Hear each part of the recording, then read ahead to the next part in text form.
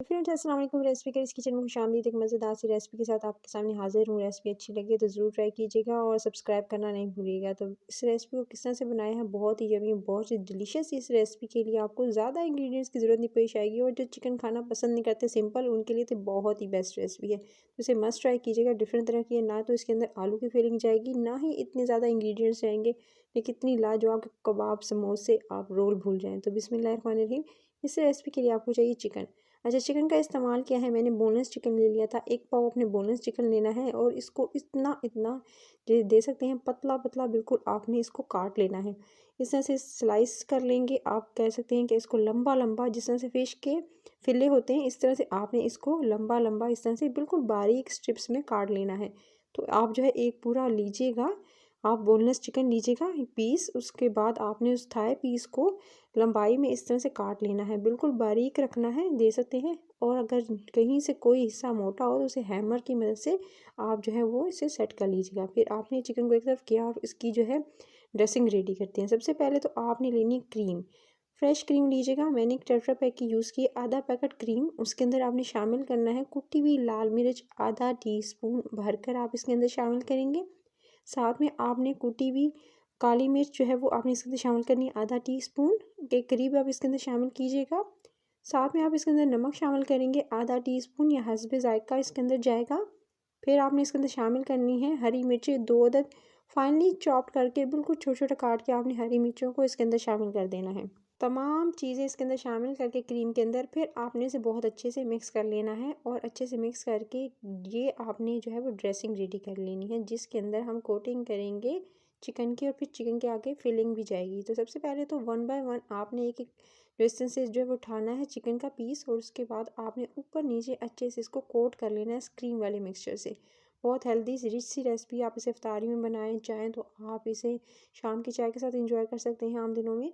तो ये बहुत यमी और डिलीशियस होगी। इस रेसिपी को ट्राई की ज़रूर कीजिएगा, क्योंकि यूनिक तरह की रेसिपी है। जो कबाब, रोल, कोफ्ते, चपली कबाब खा रहे होते हैं ना, वो सब भूल जाएंगे आप। तो इस रेसिपी को ज़रूर ट्राई करना है।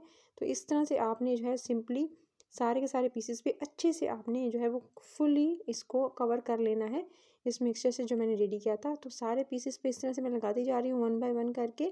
और इसी तरह से आप जो है वो ईज़िली इसको लगा सकेंगे। अगर बैटर बहुत ज़्यादा थोड़ा-सा आपको लगे कि थिकन था, यानी क्रीम बहुत ज़्यादा थिक हो, तो उसके अंदर 2 से 3 चम्मच आप दूध के शामिल कर दीजिएगा। और इसके बाद आपने इस तरह से इसको मैरिनेट करके या तो पूरी रात के लिए रख दें, या सिंपली जो है आप इसे जो है 2-4 घंटे ज़रूर दीजिएगा। चिकन को एक तरफ रख देते हैं मैरिनेट होने के लिए। आपने सिंपल क्या करना है कि अलग से बाउल के अंदर आपने लेनी है चीज़। चीज़ को छोटे-छोटे चंक्स में आपको ईज़िली बाज़ार से मिल जाती है, या आप खुद भी इसके स्ट्रिप्स को छोटी-छोटी चंक्स में काट लीजिएगा। फिर इसके अंदर आपने ओरिगानो इस्तेमाल करना है, आधा टीस्पून। कुटी हुई लाल मिर्च का इस्तेमाल करेंगे, आधा टीस्पून। फिर आप इसके अंदर शामिल करेंगे कुटी हुई, आपने या तो आप पीस लें या आप इसे फाइनली चॉप करके आपने हरी मिर्चें शामिल करनी है 2 से 3 अदद। नमक हस्बे जायका 1 से 2 चुटकी इस्तेमाल कीजिएगा। तमाम चीज़ें अच्छे से चीज़ के अंदर आपने मिक्स कर लेनी है।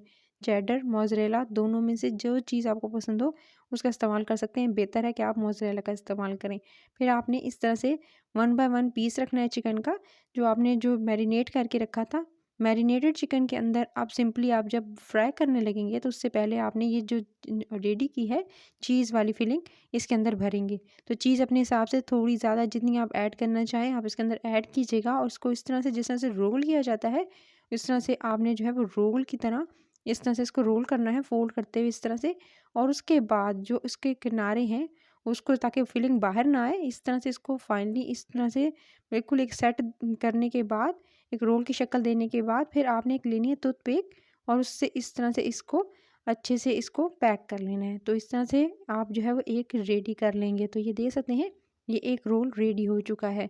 तो यूनिक किस्म के ये चिकन के रोल होंगे।